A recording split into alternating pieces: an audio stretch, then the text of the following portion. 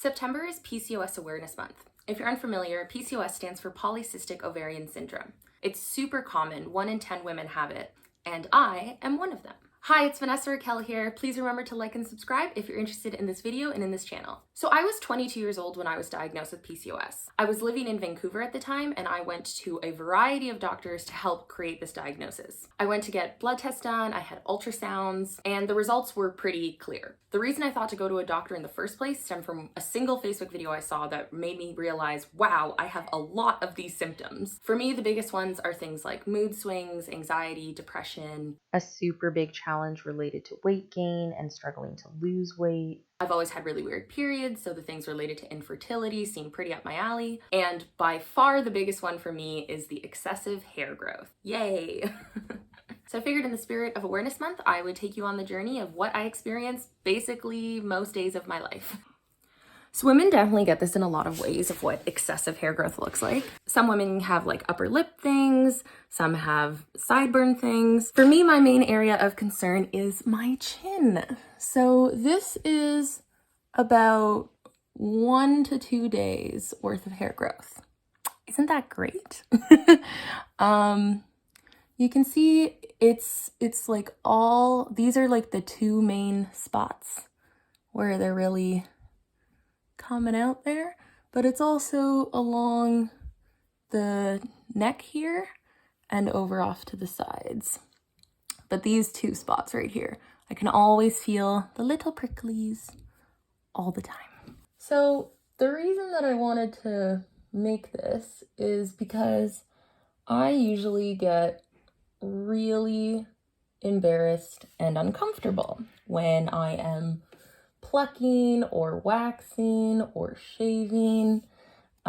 It just sucks. And I feel like with this whole PCOS Awareness Month, it just helps people realize they're not alone. It helps you realize that lots of people go through similar things to you. And that's really aligned with the spirit of this whole channel that I'm making. If you're new here, my name is Vanessa Raquel Raponi, and I am really passionate about a lot of things, but I'm really passionate about community and collaboration, and passionate about representation of minorities. There's been many times in my life where I've felt different and other, and it's a really unpleasant feeling to feel excluded, to feel like you don't belong. And I think that women who have PCOS can let some of these,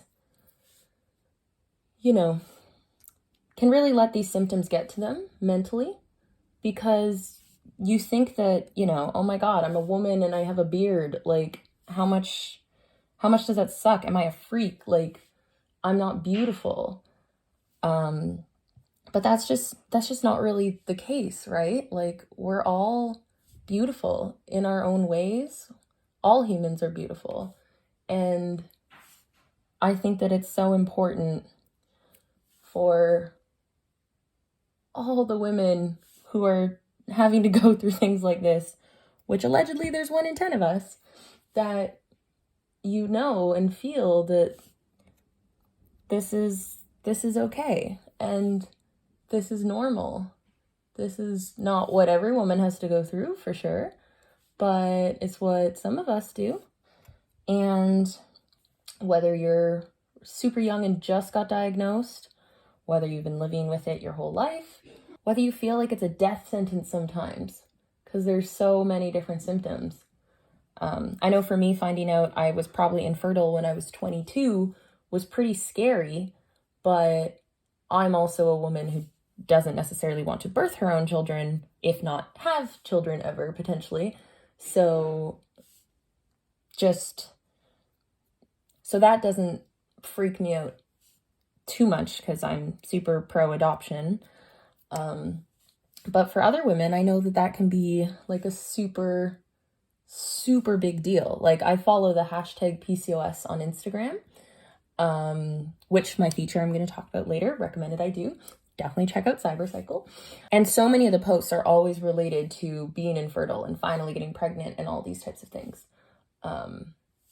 which is great. Like, power to those people. But for me, the thing that sucks is this. I have been doing this type of maintenance for so long, so long.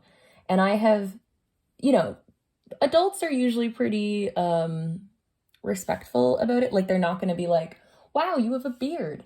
However, children will do this thing.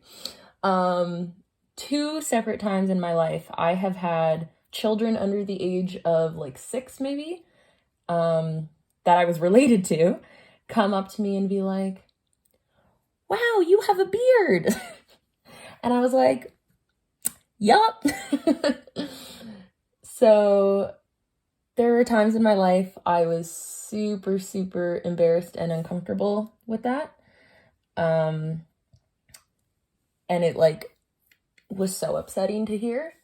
But then there were other times where, especially now, I feel like people shave their legs, people shave their underarms, people shave their beards, people shave their mustaches. And I don't think it makes me any less of a woman, doesn't make me any less feminine to go through these things. And it doesn't make you any less of a woman or any less feminine to go through these things. PCOS awareness. Woot. One of the biggest things they always recommend related to PCOS is exercise. My friend Emily, who is also a woman in tech, runs something called Cybercycle online. Her and I both have PCOS and both find that exercising helps us manage the symptoms. Emily is a certified spin instructor. Since COVID, she started doing virtual spin classes online on YouTube, and she also hosts live Zoom classes. I've tried out the classes and they're super hardcore and awesome. She now has a community all over the world who participate in her classes. She learns from every single class and is excited to become a seasoned spin instructor. So make sure to check out Cybercycle. I'll put all the links down below. Thank you so much for watching my very vulnerable video. Please make sure to give some love in the comments, like and subscribe if you're interested in the channel. And thank you so much. My name is Vanessa Raquel. Have a great day.